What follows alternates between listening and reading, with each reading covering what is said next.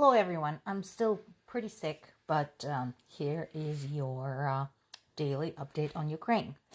So, once again, all you have to do to figure out which side to trust when it comes to this war, the motivation, the progress, etc., is to look at the different sets of news. So, we all know there's been an attempt by the Russian military to move past the town of Avdiivka.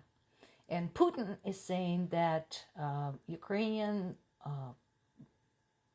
armed forces are suffering huge losses, that they're just getting crushed there.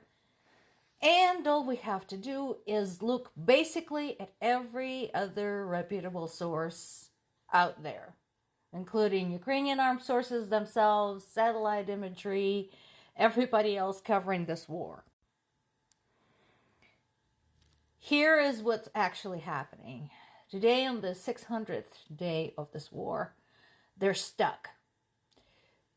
This is not just confirmed by external observers and by Ukrainian soldiers on the ground, it's also confirmed by the Russian soldiers themselves. It's true that they threw everything they had at Avdiivka, and it's also true that they used up their resources too quickly, too much, and with not enough effect. So the same Russian soldiers who are saying, "Yeah, we are here, we have all the support we need," etc., after all that boasting, after all of that posturing, are now saying, "No, we can't move forward. We haven't got anything. We're out of supplies. We're out of body bags. We are out of munitions. We can't move forward. They had stopped us." Meanwhile, at home in Russia, things are not looking so hot either. So remember earlier this year when more and more prisons were basically open, allowing to admit Russian criminals into the army. A lot of them joined the militant group Wagner. Others joined the regular Russian troops.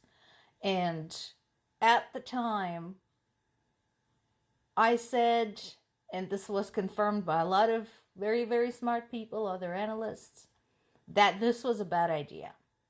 That they have set free all these murderers, rapists, thieves, sent them against Ukrainian people, sent them to do their worst unpunished against Ukrainian women and children.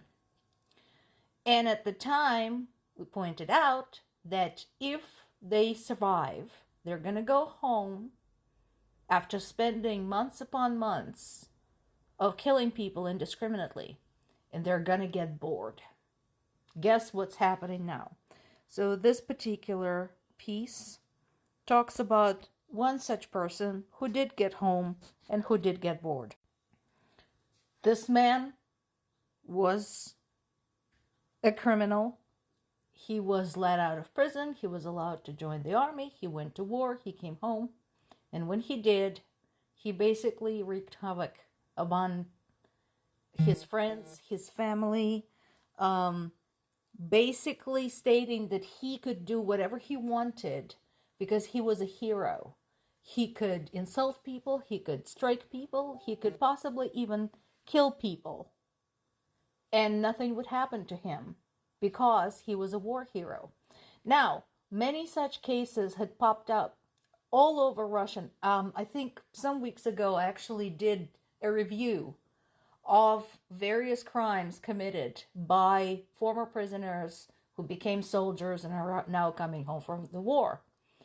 And so this is not an isolated incident. And here's another thing. As if it wasn't bad enough that basically these murderers are coming home and continuing to want to murder, pillage, rape, etc., the courts are very lenient with respect to them. They're either getting no sentence at all or very light sentences, disproportionately light in view of their crimes. And Russian people have no one to blame for this except themselves.